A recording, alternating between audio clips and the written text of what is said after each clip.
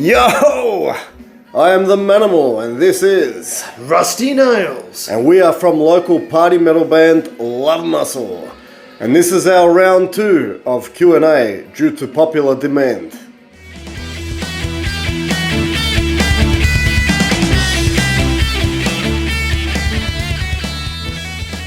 Alright Rusty, welcome. Thank you. To the Love Muscle Garage. Thank you. It's good to be here. Yes, we've had a lot of people asking they want to see and know more about Rusty.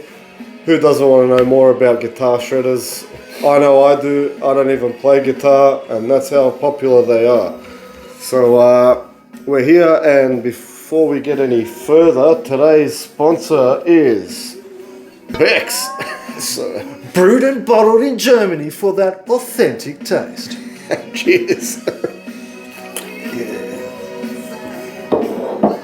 Alright, so we're here today, or tonight, to answer your questions. So we've got a few questions here that have been congregated together from various viewers as our videos are starting to kick off and our band's starting to get more and more popular. We went from about 12 fans.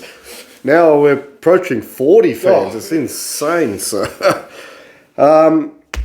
people want to know about Rusty. So we're going to start talking a little bit about Rusty here. I want to know about Rusty, even though I know him. He's my brother in metal. But I want to know all the little intricate details. I'm sure you do too. So the first question we have is, what made you pick up the guitar, Rusty? It must have been some sort of fluke or fate kind of thing, because it was turn that down a tad. Whoa! Oh no! Alright. Yeah, no, it's all good. We'll keep rolling. I'll throw a little bit of a... Yeah. So it all went, it goes back to school, back to my school days. The school was offering sort of guitar lessons in like a group, just to play nylon string acoustics and just strum out some chords. Yep. And I don't know why. Oh, it was my teacher at the time used to play guitar. He used to play guitar in class and sing songs and stuff. And I guess enough kids sort of expressed an interest in doing a similar thing that they decided to have lessons after school. And I signed up and just strummed along for a little while, and that was pretty cool. But it wasn't until a few years later, after that school experience, that I sort of picked it up again and had sort of proper lessons. Right, so the important thing on a side note here is, do you know why I think a lot of today's music has gone to shit? It's because schools don't encourage music and music class as they did back in the day. I mean, as soon as the curriculum changed, a lot of people fell out of favour with guitar-based music, drums, bass, keyboard, piano, violins, whatever it is. I think that's one of the things. I just want to throw that in. I quite agree. Yeah. So that's awesome. So you didn't really have a specific choice of instrument, or you just always wanted the guitar, or it's just that they were offering guitar, so and I said, I'll sign up for that and see how it goes. And I just kept at it and didn't feel a need to go anywhere else. I don't know if it felt like a kind of rapport with the instrument or anything. That it just sort of, this is something I do now. Some would say it came natural. I don't know about that. Yeah, I mean, I've tried to play the guitar once or twice in passing, and I can tell you that with these hands I mash the fretboard about 4 frets at a time per finger, so I needed something a little bit bigger. But that's actually really insightful to know. I wish they still did that kind of stuff today. Yeah. So once you started playing the guitar, that goes into our next kind of question that we can elaborate into. What was your early influences on the guitar? It's pretty much any guitar-based music at the time. When I was growing up, we had a... what era was this, roughly? This was the late 80s. Late 80s? Late 80s. Yeah. So anything that was on video hits or anything at the time that had a guitar in it was always a sort of my ear became interested. And at that time, in this country, you had a lot of that Aussie rock thing was kicking on. That was sort of post Cold Chisel sort of Jimmy Barnes solo stuff. Yeah. You had Fancy. You had Johnny Diesel when he was Diesel. Yeah, when he was Johnny Diesel in the Injectors. Yeah. You had that sort of stuff, and then a little bit later you had Baby Animals, and that was this sort of guitar-based music that it wasn't exactly metal, but to a young guitarist at the time, it was, this is what guitarists do. Yeah. They play this sort of stuff, and when I was growing up, we had an elder cousin that lived with us at the time. Yep. For a couple of years, and he was into sort of Cold Chisel, Bryan Adams. That was pre-Robin Hood, Bryan Adams, of course, and that sort of kept me interested in that sort of guitar music, guitar-based music. Yeah, great stuff. I actually, funny enough, it was similar for me. I had an older cousin that lived with us growing up too. Oh well, yeah. And it'd be he'd be into a lot of the 80s music scene. Everything from what's that band? Real Life, I think it was. Yeah. A lot of the keyboard stuff. He played keyboard too, and I actually got into a lot of that music, and then that kind of veered into. My older sister had a lot to do with it too, with the 80s metal. She had all the posters up in her room. You know, classics like Bon Jovi. She had Don Dokken. That's how I discovered Dokken. She had Motley Crue. Similar thing. That's great. So from there, how did you get from that to metal?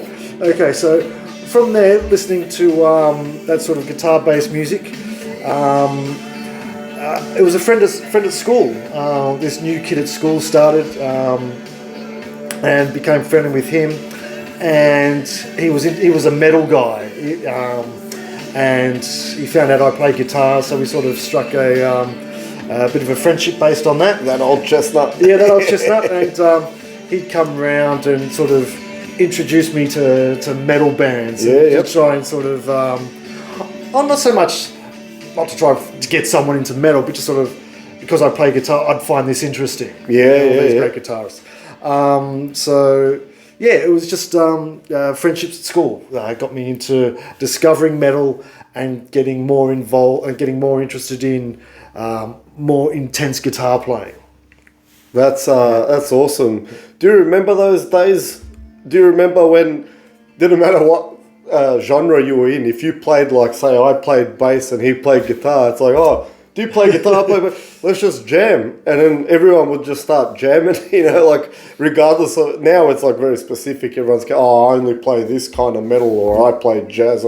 Back then it was just like, oh, do you play an instrument? Yeah, me too. Let's jam. You get into someone's garage and get told off by the neighbours and all sorts, but it was good fun. I don't see that happening much these days, sadly. Yeah. I mean, it felt very organic. Yeah. Well, you're also very young at the time, so true. It's as though anyone who's got a shared interest is, oh cool, let's get together. Yeah. I also think it was cool because everyone had kind of different genres or whatever. You'd kind of feed off each other, and then they would introduce you into things that you wouldn't normally hear. Absolutely, yeah. And then you go down rabbit holes and you're like, oh man, I should try that lick, or I should play like that and use it in this. Or listen to these guys a bit more, listen to this, listen to that, and then you might go down that for a rabbit hole for a bit, and then you come back to where you started off. Or you meet someone else and then it's like a new rabbit hole. It's like, oh yeah, come join our band. Hey Robbo, you're out. And it's like Craig's in, Craig, get your bass. So that's so similar. All right, so this was, so far we've been talking all around the late 80s? Late 80s, yep. So, actually, before I go there, could you kindly pass another sponsorship, Maestro? You want another sponsorship? I'm running out of endorsements here. I feel weird. Doing anything Love Muscle without drinking is just... Without sponsorship. Should be blasphemy, yeah.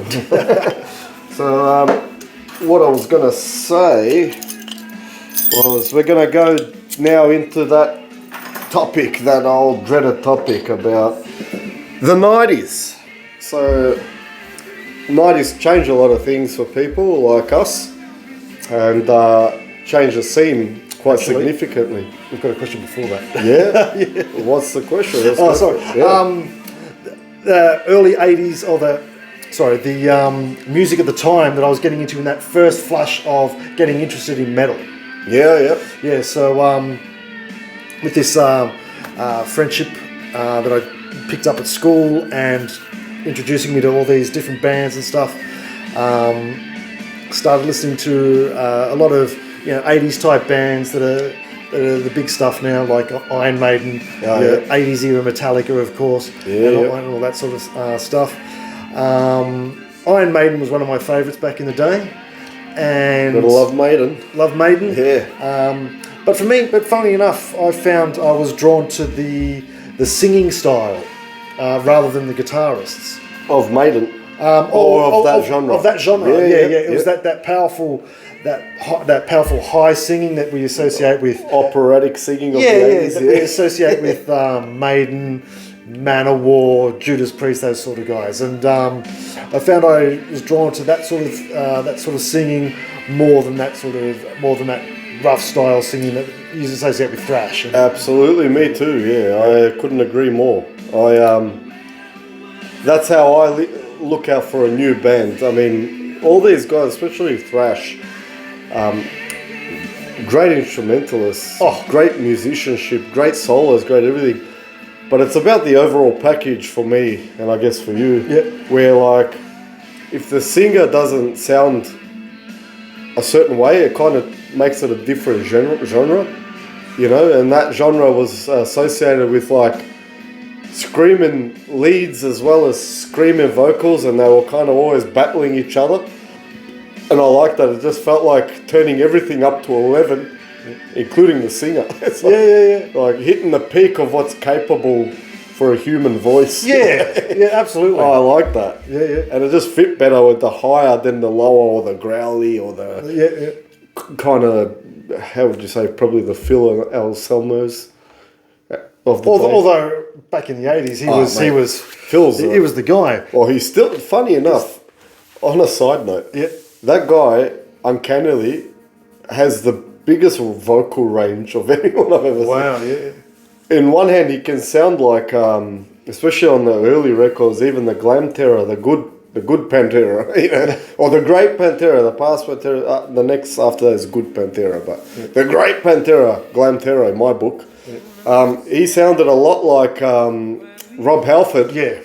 He had that exact kind of singing style and tone, and then he goes from that to gargling boiling oil for breakfast and straight out of the pits of hell with his voice. How does he get so deep? But the thing you notice about it that you weren't sort of appreciative of the time is during that sort of vulgar display, sort of far beyond driven period of Pantera, is he's really hitting pitches in amongst that growling tone. He's not just shouting, he's hitting pitch after pitch, he's hitting melodies. Absolutely. And you really notice this when you listen to those mashups with those McClintock mashups. Oh, Bill McClintock mashups. Shout out to Bill McClintock. Shout out to bloody awesome. Where he's got those soul numbers and there's Phil Anselmo screaming over the top, but you can hear him. You can hear the melodies in those in those songs a lot clearer without that that Pantera backing, but with this soul backing instead. It sounds awesome. I couldn't agree more. Yeah, I mean, especially he could hold the vibrato for so long. What a machine. So that was more of your, you were looking for the singer aspect. Even though I played guitar a lot, it was the singers that interested me. Well, you're also a vocalist now too. Yeah, but unfortunately, physiology rendered me a bass, and in order to sing like that, you've got to put a lot more work into it. That was just beyond me at the time, so I just stuck on guitar. Well, look, You are the lead vocalist for Love Muscle, and we seem to be doing fine. Oh, yeah. Little bit of Love Muscle trivia for you. It's that time of the Q&A. Both of us are singers. I actually sang in a band too several times. I either played bass or I sung, but now I stick to the backups. We've got Rusty here. I actually don't have the technique that Rusty does, so I actually blew my chords. And funnily enough, if there was early footage of me, I'll try and find it and put it on YouTube. I never used to speak this deep, but after a bit of damage here, and I got told by a few doctors, no more. My voice went about an octave. Wow. Or half an octave down, and now I sound like the droniest wog. Google that, my American friends. So wog is a derogatory term for ethnic immigrants from Europe. Yeah, I got that voice later in life, in my 20s. Yeah, So wow. you actually hear it when you hear Miley Virus talk now. Yeah. She sounds like my turbo diesel engine running in the morning. And then you hear her early on, and she sounded like a chipmunk. That's kind of what happened to me. The nodes, or whatever you call it, where you get the nodes on your larynx, and then from the tearing, it's just scar tissue. So I tore this multiple times. That's why when you watch our videos, our music, when you hear my backup vocals, they're actually quite distorted. And it's a great sound for backup, you know. The problem is I can't do it for too long, which is backup is just perfect for me, because once I take it too long, it starts bleeding. And then you just got to drink more of this and then wash it away. But anyway, that's some useless trivia for you. So back in that first flush of getting into metal, so there was a lot of Iron Maiden, Manimal, those kind of Queensryche, those kinds of guys, and even though I said I listened to the singers mainly, the guitarists still provide an interest. I mean, guitar in metal is central. You can't just sort of not listen to it, really, especially if you're playing guitar. Absolutely. And a lot of my favorite guitarists at the time, I'd probably consider Adrian Smith from Iron Maiden. Oh, yeah. Especially that period in the mid to late 80s, that Somewhere in Time, Seventh Sun period. He was just on fire. He sounded awesome. He wasn't your classical shredder. He just played real classily. The note choice, he just sort of... He had heart. Heart in his playing, I agree. Yeah. I read somewhere that someone described him as the Dave Gilmour of metal. And he doesn't sound like Gilmour, of course, but it's a pretty good summation of Adrian Smith's style. He could fit in that box. Yeah. It's that sort of emotional style of playing that it really struck a chord, and he just sounded awesome all the time. Yeah, well, I couldn't agree more. Yeah, I think Adrian Smith was a bit of a gun. Yeah. I wonder what he's doing now. What's he up to these days? He's still with Iron Maiden when Iron Maiden have reformed. Oh, that's right. They reformed. They came back. Yep. Shows how much I drink. And other favourite guitarists at the time. Two others that are really were favourites at the time that I listened to a lot, and who I wanted to sound like. I wanted to do that when I heard them. Yep. And informed my playing still to this day. So there'd be Adrian Smith, of course. Yep. Steve Stevens is another one. Steve Stevens. The guitarist for, most people will know as the guitarist for Billy Idol. Yep. Now, he was a shredder if you knew what to listen to. But he wasn't really known for that. He didn't shred a hell of a lot compared to some of the other guys. He was very conservative with his shredding. Yeah, that's tasteful. Tasteful. Yeah. And but what I liked about him a lot was that rhythm style playing that he did. Those sorts of higher guitar riffs rather than the lower sort of Metallica style guitars. His guitar riffs were a bit that sort of higher range of the guitar that we might associate with Rat or something these days. Yeah. So he was always a winner for me. I just wanted to sound like that guy. Well, that's part of that 80s sound. I mean, all the riffs were higher. They played on the higher strings. Yeah. If you ever want to sound like a classic 80s shredder, move it up to the higher strings a little bit. Whatever riff you come up with, a lot of people now, it's all the low. It's all on the low end. Yeah. Try it on those bottom strings. So the D and the G. Yeah. And you'll see. Immediately you'll be like, "What's happening? I've just gone back in time." There's a free tip for you from Manimal. And one more guitarist that I was really into at the time, who's more of a traditional shredder, was Chris Oliver from Savatage. Ah, yes, Savatage, Savatage, however you want to say it. Tomato. Yeah. And that was pretty much based off one album, the Gutter Ballet album. Oh, the Gutter Ballet, yeah. Great album. That a buddy of mine taped it, had it in the Walkman, just pretty much constantly. Yeah. And my God, that guy could play. The solos just had me hooked. There was enough shredding in there, and the squeals that came out. Oh my God! And so much of my playing today, I hope, is at least an approximation of those three guys at least. Yeah. I could actually hear that. I hear that a lot. This was, we're still in the 80s? We're still in the late 80s, early 90s early now. 90s, yeah.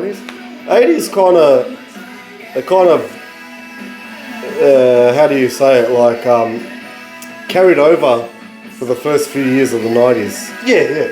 And actually, on that note, I would say, and I wonder if you would agree with me, you were there, I was there. Those albums that came out in the late 80s and early 90s were so refined. The studio quality just got at its peak just before that whole genre collapsed. Yeah. It was like they were building towards something, building towards perfection. That's what it was. Like when you hear the early 80s, it was kind of crude recordings, you know. For me personally, there was always something that was off. It was either the drums sounded like they were in the room next door, or, you know, the bass was completely inaudible. Or I found the vocals might not have that sort of projection in sharpness as well, clarity. Yep. Yeah, it all sounded like it was recorded on like some a Nokia microphone, you know. And then, you know, like around the mid to late 80s, it started to get better production. You had great producers from the mid 80s on, like Michael Wagner and all those guys. And Mutt Lange for Def Leppard. Yeah, that's right. Yeah, these guys were awesome at getting that tone. And we can't forget Bob Rock, you know. And once they jumped on board into that genre and started making it clearer and better, and it just all around like wall of sound, that arena style captured onto like tape or vinyl, you know. Exactly right. Yeah. But then all the other guys jumped on it. By the end of the 80s into the early 90s, the studio quality just peaked. Some of those, have you ever heard of a band called Wildside? No. Poor guys debuted in 1992 and they were awesome. They got to check it out, guys. There's a song called So Far Away by Wildside. It captures a lot of what I'm saying. So I get really deep into these obscure bands because, as you guys know from the last episode, I've heard pretty much all there is to listen to over and over again for the last 30 years. But then, like, that's where you go deep diving into these like obscure bands, and a lot of them came out of that era, which is why I heard the studio quality get excellent. That brings up another little point. Today we're spoiled for choice. I mean, everything's available. You can find out about. Find it in a heartbeat. If someone just mentions a name, you can look it up and you can get something to listen to, and listen to it in the car or wherever. Whereas back in the day, you had to rely on getting CDs or records or tapes that. If the store that was near you had it. If the store had them. Yeah. If you could afford it. If you were just a kid, you couldn't really afford that much. And especially listening to metal, you wouldn't hear it on the radio. And even the indie stations always had a kind of metal a couple of hours on a Friday night or something of a metal program. But you, sometimes the days would change and you wouldn't always be up with when the show was on. So I was always missing it. Always missing those sorts of... Were we all? Staying up late with the radio, trying to record something, and then the commercial or the DJ talking over the end of your song ruins your tape. You're like, so you end up with just a small collection of albums that you listen to a hell of a lot. For sure. And while we can compare now and say, oh God, it'd be much better now, but I find back then it sort of informed how you played a little bit. It sort of created a bit of personality into sort of who you were as a sort of musician or as a listener, as a practitioner. Absolutely. As I'm really into this sort of stuff, and it sort of colours you on into your own musical activities. I couldn't agree more, yeah. I mean, yeah, I feel like even in today's world, when you see all these YouTube musicians, they're phenomenal. There's guys that play guitar, not in a band or anything, they're on YouTube. And the bass players like Davey 504, and then you got Charles Berthoud or whatever. What on earth is going on? And for me, I feel like it's because they have access to things we never could even imagine or fathom today. It's like if you want to learn an instrument now, or you want to learn to get good or shred, or if you've got a little bit of time and you go down a deep dive, you just type it in. Whereas back then you'd be like, oh man, how do you play this? You have to work it out till you get a double barrel blood nose going. And sometimes you don't even work it out after that. The amount of times that I started crying, and just throw it. I'm done. And then a week back later, I'm trying to glue it back together so I can play again, regretting throwing it. I feel like, as Rusty said here, everyone is spoiled for choice now, so there should be no excuse. Guys, get some instruments going. If you don't play already, you're missing out. This is awesome, and this is, as weird as it feels now, it's not really publicized, but this is probably the best time, better than ever in history, to learn an instrument. Man, back in the day, you'd have to get some dodgy VHS of like your favorite, musician, and it would, half of it would be like them just shredding, and then like they'll be like, oh, this is easy, all you got to do is this, and then it just cuts to the next thing, and you're like rewinding, pausing, like, what is that? I can't learn that. But now, with YouTube and that, breakdowns of that, especially there's dudes, they break it down, they play it, they slow it down. They give you tips and tricks. They give you, not that I use any of these, as you can tell by my bass playing, but I should.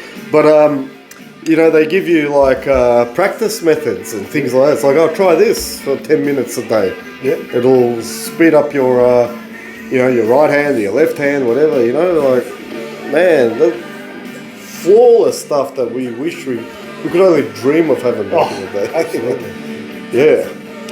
So I'm going to cut this for a second because I've got to take a piss. We're going to have a piss break and we'll be right back at you. All right, we are back. These sponsorships are great, but they're kind of in one end, out the other. Talk about going down the drain. Yeah, that's right.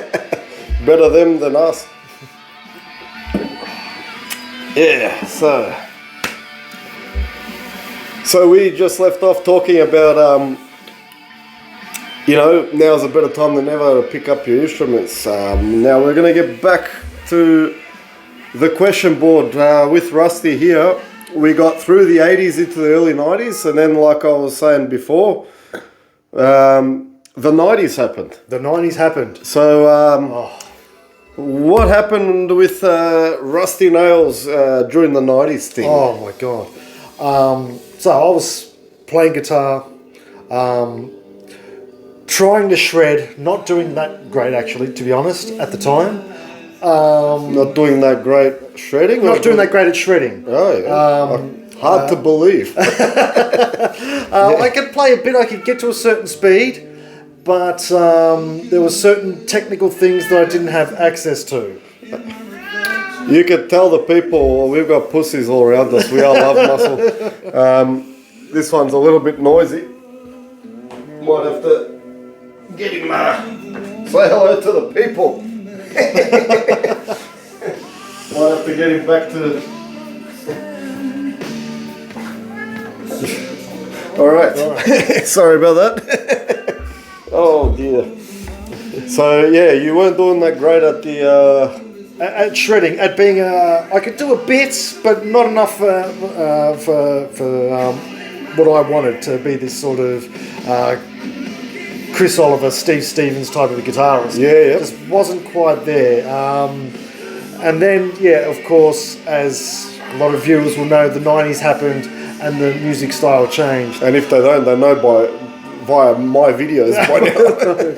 And I think a lot of talk gets put onto the Seattle scene killed hair metal, but I think that's a bit of a simplistic way of looking at it. That's the mainstream. There was a lot more to it. There's a lot more to it. I think a lot of it was probably didn't recognise at the time, but looking back, you could see even bands like Guns N' Roses, they were pointing in a slightly different direction than someone like Rat and Poison. Yeah. You could tell there was a difference at the time. Oh yeah. There was a harder edge to Poison, to Guns N' Roses. Guns N' Roses, yeah. The flannel. The flannel. The Les Pauls.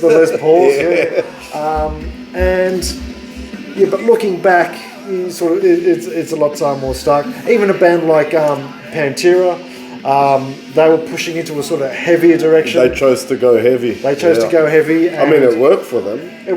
Hats off. Yeah, absolutely. Yeah. But there were shifts in metal that were, I think, taking it away from that hair metal style. For sure. Possibly due to oversaturation of the market. That's where I was going to go, yeah. It was, that's what I've mentioned several times. It was overly saturated and it was overly marketed, because once you get something that sells hot, the people in charge up top generally tend to do it to death. Because again, at the end of the day, it's a business, you know what I mean?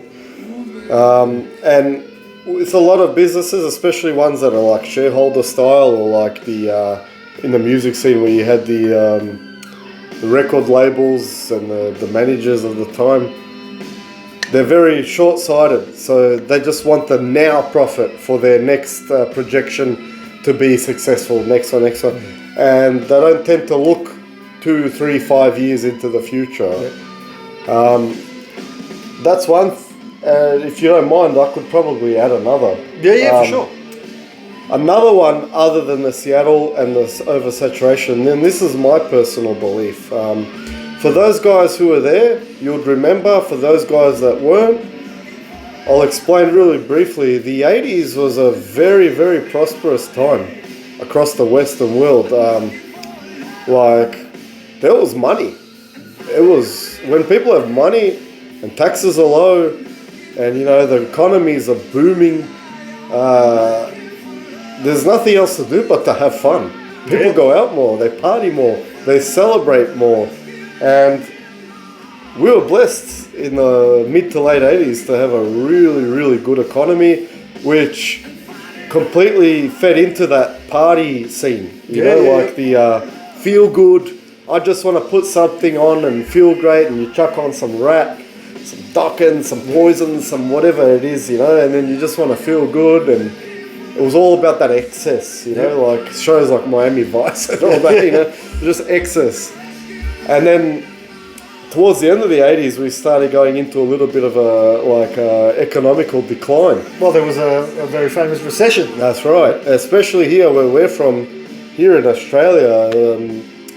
The early 90s was a very famous recession. A lot of people lost everything, and the economy went horrible. And I believe that was another key factor to where you can imagine yourself when you're completely hungover and you wake up in the morning and all you think about is wanting to chuck.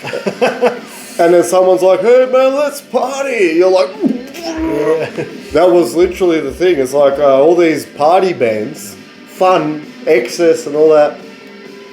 When you're got no money to pay your bills and you're having a hard time, you've just got your car repossessed. It's the last thing you want to, be in. I actually think that's an edge that no one else has talked about till now. And that opened the door for the Seattle scene. Yeah, for sure. And then the Seattle scene was like the nail in the coffin. Yeah. So you had all these things happen, and then the Seattle came, and then, like you said, Pantera, Metallica as well got really popular. They went commercial and did that thing, and then it just made any kind of fun party, big hair and spandex like these really unfun. And there was people like us that just weren't ready to let it go. To let it go. No, and if you're a certain age at that time, your other friends that you were hanging around with at the time, they might have got swept up in the new styles of music. Well, everyone did, everyone around me did. Yeah, absolutely. And as an individual, it became hard to sort of fight against it. So, what are you listening? People, what are you listening to this for? We listen to this sort of stuff now.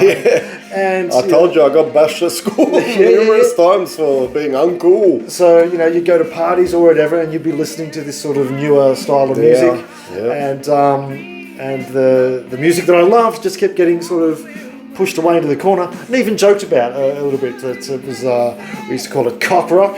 Cock rock, cock rock. We're still called cock rock. Cock rock. Every time I go get a bass mod from my local custom guitar shop over here, it's like, it's Mr. Cock Rock. I wear that as a proud label. Everyone knows me now. I wave the flag no matter what. Wave the Cock Rock flag. The Cock Rock flag. Strong and proud. I just busted my tooth. I don't know about this endorsement. Anyway. So, it became difficult, and a lot of the bands weren't putting out material as good as what they were back in the 80s. They all tried to fit in and keep relevant. And it didn't always work. It wasn't their best quality. I don't think it ever worked. I mean, name me a successful 80s hair metal band that survived the 90s when they changed their style. I can't think of it. The only one that survived the 90s and into the 2000s even would have been Bon Jovi.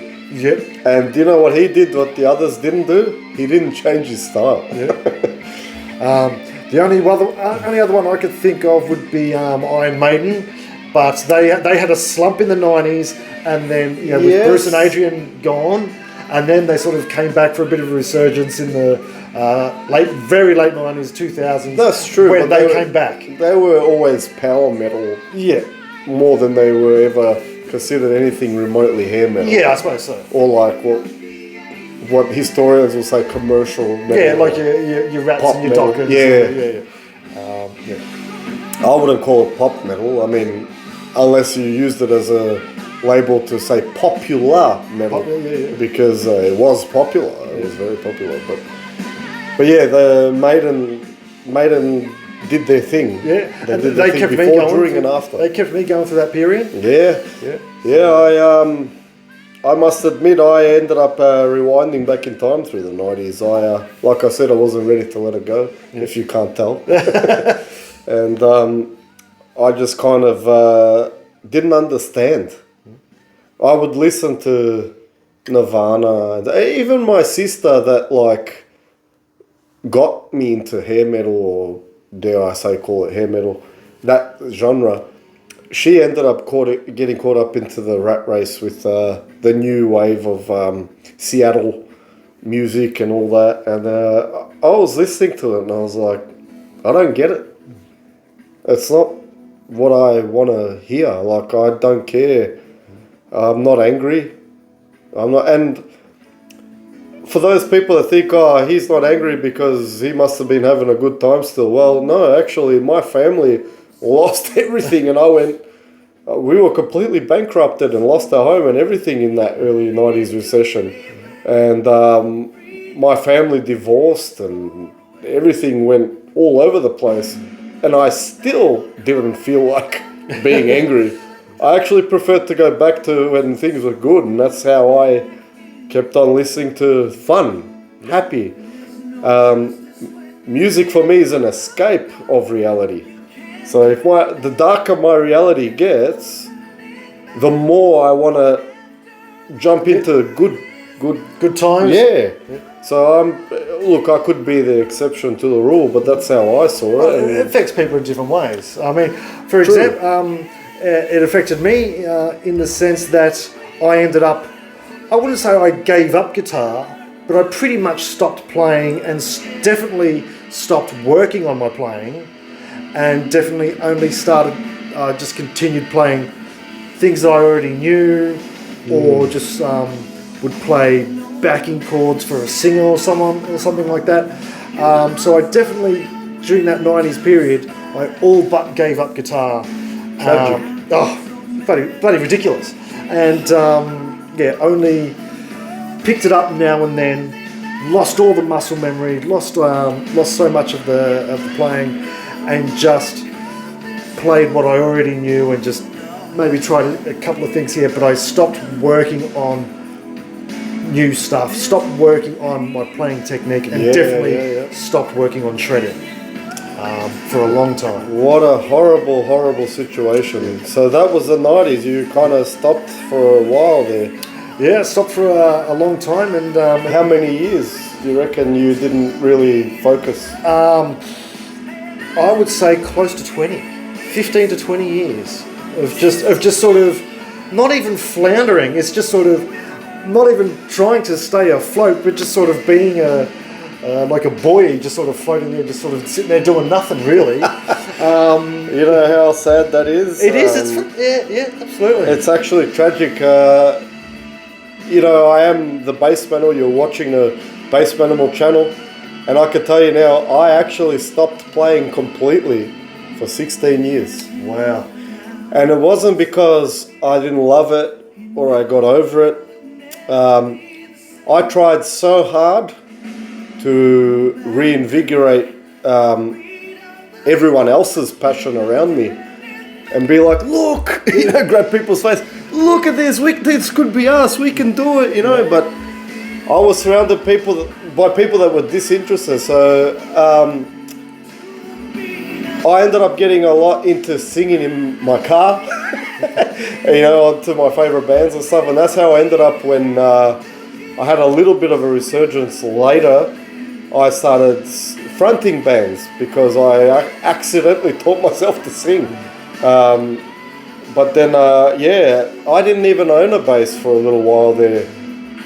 When there was hard times and that, and I had to sell something, I looked at my bass in the corner of the room covered in dust and my amps, and then I was like, I need to eat, and this is probably the least important thing in this era that I'm living in at the moment. And one thing I can say about that, and I reckon Rusty might agree here, if he doesn't, this will be cut and then we'll just pretend it never happened. But it's one of my biggest regrets that I didn't just double down and continue on, because once I rediscovered that there's other people out there like me that still want to do this, they still want to be in a band, they still want to play, and I went all out and I went back and I bought all my old basses, hence why I played Jacksons and Charvels, because that's what I played back in the day, you know. When I recaptured it, I just realized that I lost over a decade's worth of progression, you know. But don't do that. Don't quit. And if you quit, don't sell your instrument, especially not the cash converters. I have to agree with you wholeheartedly there. There's this, what you said about trying to get other people to listen, that really struck a chord, because I was just playing my sort of older style, and you sort of throwing it out into the void of your friends and stuff, and you're not sort of getting any recognition back or anything like that. You sort of, I wouldn't call it, it's not being disheartened, but you just start thinking, what's the point of just keep throwing it out there? I'd call it disheartened. I got disheartened. Yeah. I was like, you know, it's over. It's over, and I feel like it's never going to come back. Yeah. But you never know what the future brings, because look at us now. Yeah. You know, for me, Love Muscle is a band that I could only have dreamed of growing up. Yep. And to tell you that I stood in the mirror as a kid fantasizing of being in a band like Love Muscle, doing my spins and my maneuvers and my pout, you know, and actually being in a band with 3 other individuals that are the same, and then having people that are interested in hearing us and saying, hey, that's great, you know. I couldn't imagine. If you told me that about 15, 20 years ago, I would have been like, what are you smoking? And yet here we are. Far out. Amazing. And so you survived the 90s basically just doing... Just almost checking out. Almost checking out of guitar entirely. Wow. Yeah. So from there, the next question actually rolls into that perfectly. So that was the 90s for Rusty. So at what point after and during and after this whole period did you discover the metal? Got back into metal. So yes. During this sort of 15, 20 year break from really being a guy who was totally into guitar, I'd still listen to a lot of my older bands that I listened to back in the day. I would say that it was really only Iron Maiden that kept me through, particularly when Bruce and Adrian rejoined for that Brave New World album. Jesus, that tape just never left my car and was just on constantly. I thought that was amazing.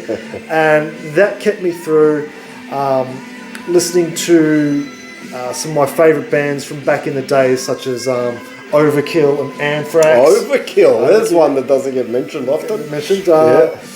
Those guys, and it just sort of built up this sort of interest, just sort of kept this level of interest, and then I don't know why all of a sudden I think I was working a job where I was able to listen to music more.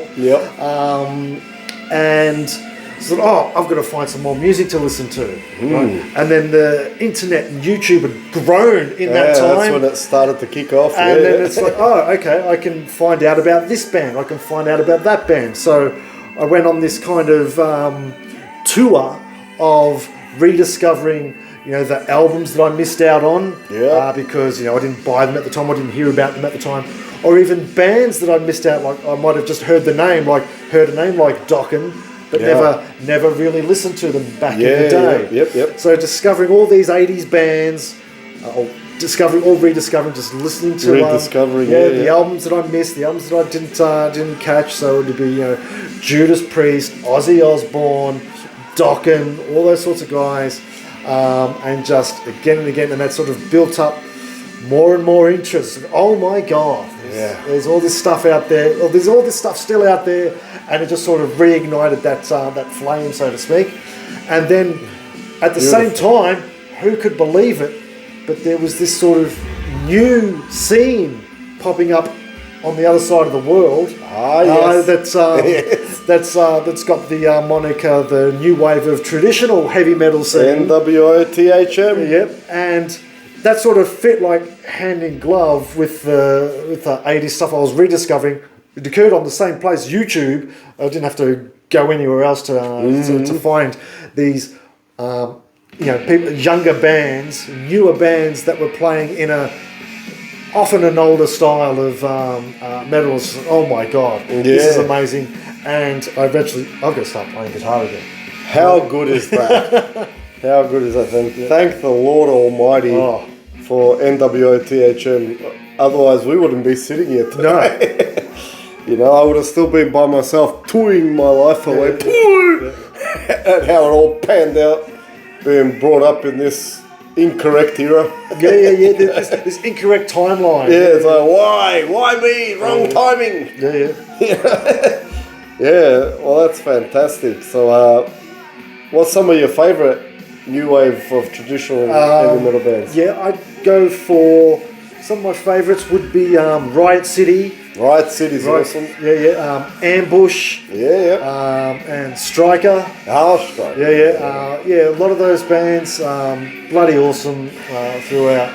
I like Skullfist, Striker, Claymorian. Claymorian. Yeah. Wow. There's just so many. Yeah. And all of them have something different to offer. It's an interesting time that we live in, and in that people are rediscovering the older style of music from the 80s, but they've got modern tools and a sort of modern sensibility. There's a slight twist on it. You notice that the New Modern bands, you can tell when you're listening to one, they don't sound exactly like the 80s. Even those ones that do try to sound more like the 80s with older production values, there's a slight sort of unexplainable twist to it, and you think, oh my, yeah. I get that, because that's how when we started this whole Love Muscle thing, even before you came on board and that, one of my biggest things was the instruments and the hardware have progressed 40 years, you know? So like, I always wanted to know what a classic 80s band like what we're listening to now, this is Hurricane I believe, would sound like with modern pickups, modern amps, modern, you know, I mean, even like when you look at our instruments now, these are modern takes of a 80s instrument. My bass particularly I could talk about more because I'm not a guitarist, but this bass here looks 80s, and that's about as far as it gets. Everything in here is modern hardware. These are EMG X's and you know, like hip shots and whatnot. These are things that we couldn't get back then, and it's basically the difference between listening to a tape deck and listening to an MP3. And so on that note, yeah, like listening to NWO THM, that kind of take that you can't explain, which makes it sound a little bit like different, I believe, is the production value and the instruments and the hardware have upgraded.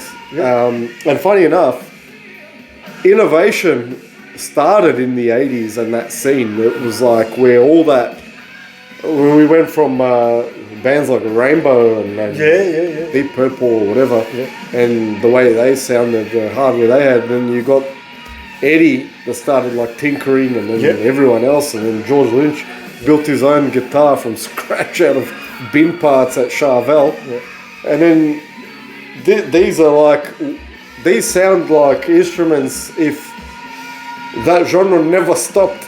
You know? Yeah, exactly right. Yeah, so when you listen to Love Muscle, you're listening to an 80s band in 2024 and beyond. Yeah.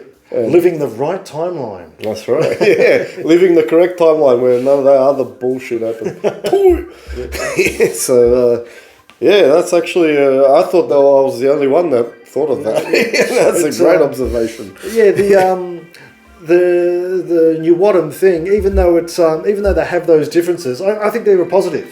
It is a good point. Absolutely. Yeah. I mean, we have the same thing. Yeah. I do play a lot of retro instruments, like my Charvels are from the 80s. But at the same time, you know, like I don't know where I was going with that, except for these are modern and it sounds great. But anyhow. So NWO THM, and then so you've rediscovered metal. Rediscovered metal, and you got into the new wave of traditional heavy metal. Yeah. Yep. And in doing that discovery, I was able to fill out my list of guitarists that influenced my playing, because I got into catching up on the 80s bands and discovering these modern bands. Picked up the guitar again, and listening to guitarists and just going, oh well, I want to sound like this guy, or man, I wish I'd listened to this guy 20 years ago, or whatever. So two guys that stand out for me as guys that influenced my playing when I restarted my playing again. And they're both 80s guys, which is might seem strange. One, of course, is George Lynch. Mighty George Lynch. Mighty George Lynch, a name who I knew back in the day, but never really got to listen to or discover at any great length. Bit of trivia for you. I modelled my look from 80s George Lynch when you watch the 1987 Philadelphia concert, which is all over YouTube of Dokken. He's wearing some fully six spandex and a hacked up t-shirt, and he's wearing these 77 places. Yeah. Anyway, bit of trivia there. Yeah. So one guy was George Lynch, and the other guy who probably stands out just that little bit more than Lynch, surprisingly, would be Jakey Lee. Oh, Jakey Lee. That particularly that 80s period where he was with Ozzy Osbourne. Is that the reason why you famously don't have a whammy bar? Possibly, but I do have a tremolo, which He has Jake a trem, doesn't do. but he doesn't have a whammy. I don't use it. I tend to go by hand and pull it in or push it out with my hand. You're looking at original, people. It's that's how I do it. I'd never do it, not on this guitar anyway, the way Jake would do it. Oh, yeah, bend it, yeah. Like that? No. I do that quite a bit with the bass, actually. It's a bit hard with these ebony fretboards, but the maple bends like a motherfucker. Yeah. So I can't wait for Rusty Nails' signature Floyd Rose to come out. With no arm. No arm and a little handle on the end. Yeah, so Jakey Lee. Jakey Lee, got interested in Jakey Lee's playing, listening to those Aussie albums and just thinking, my God, this guy. He was great. He got a bit of a hard run with Ozzy. Ozzy kind of bullied him a little bit. Absolutely. But he was a phenomenal guitarist. Absolutely. So yeah, those two guys added to Smith, Stevens, and Chris Oliver. Oh, that's all I need. That's what I'm running with. And that's all I hear. With a little bit of a sprinkle of Rusty's originalism, I mean, that's how everyone works, isn't it? Yeah. Back in the day, they were all into Hendrix and Jeff Beck and all that, and then they kind of did their own thing on top of that, and that's kind of what you're just an evolution of that. I believe, I mean, he wouldn't be here if he wasn't. We'd be in the recycle bin. So fantastic. So once this all happened, you obviously got back into playing in bands. Got back into playing. So I was putting the feelers out for bands to play with, but definitely in this sort of 80s style. And unfortunately, there wasn't a lot of it bouncing around here in Melbourne. I did get to jam with a few guys and join some bands, just playing, but they didn't always get very far, or we'd get to the rehearsal stage or play some gigs, and things just sort of got shunted out, particularly when the international crisis happened around 2019, 2020. When was that? Yeah, well, let's not speak of that crisis. But that did shut a lot of activity down. It did, especially here in Melbourne, where we had the longest lockdown. Music scene's big here in Melbourne, and it kind of took a really big hit when all the pubs are closed. So I'd got my playing back in order, started hitting the woodshed, started shredding like a mofo. Got those techniques from the internet that I missed out before the first time around. And really picked that up. And then just as I was in another band, and freaking COVID hit, and it pretty much shut us all down and destroyed it. So I was. So what was that band? That was a band called 79 Revisited, and we were a 79 Revisited. We were a New Wobham. New wave of British heavy New metal. wave of British heavy metal sort of Style. tribute band. Yeah. No, we played covers of new wave of British heavy metal bands. And that was the sort of closest thing to the 80s metal I could find at the time. And yeah, I enjoyed that and enjoyed playing with those guys. And we played some gigs. It was bloody awesome. It's fantastic. We survived. We survived. We got here. So Love Muscle was born, officially born. It was around lingering with not full members beforehand, but it was born officially as a band in the COVID era. So just as Rusty over here was honing his chops, we were just building a little nest for him to come and roost. And roost he did. We really kicked off when you came in.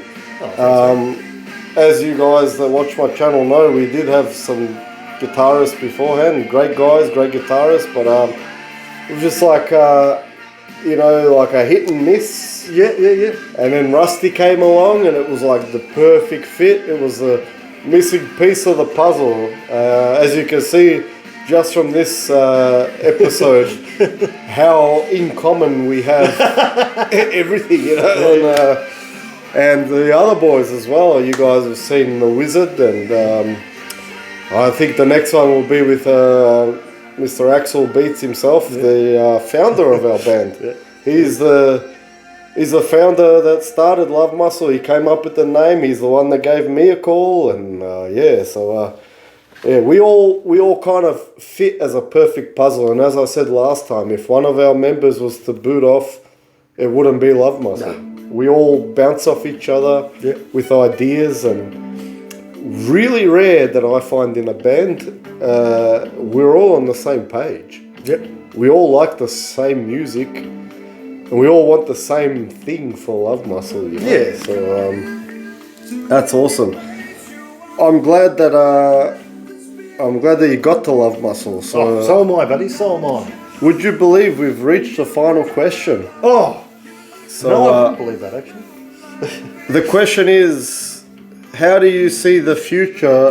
Not just with Love Muscle, but with bands in general and music in general, from 2024 and beyond. I really can't. It's really difficult to see what is in store in the coming years.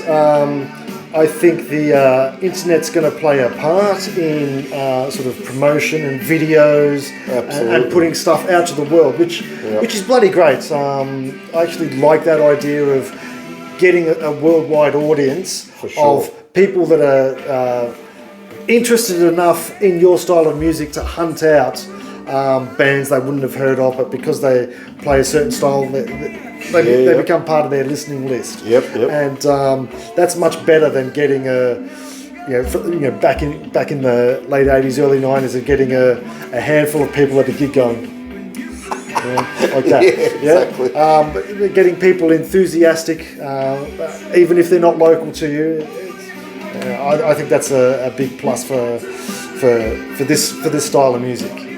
I'd agree wholeheartedly.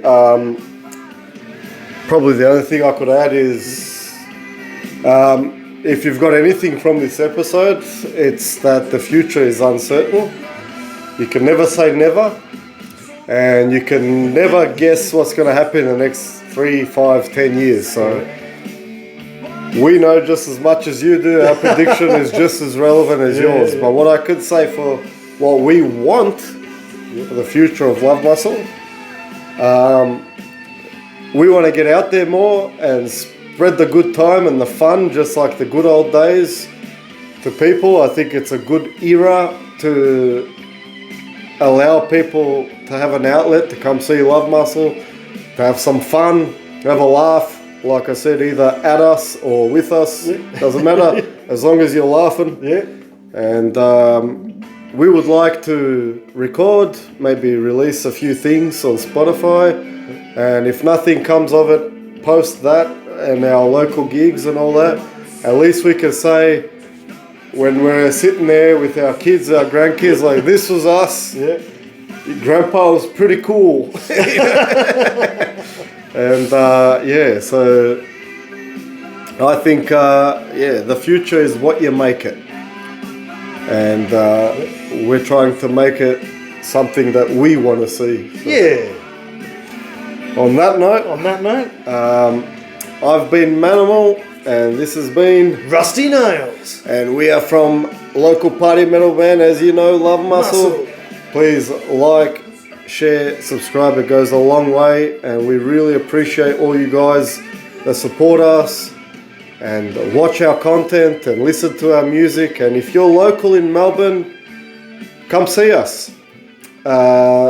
We will put out next time we gig, and yeah, we'd love to see you guys there. And until then, see you on the next episode.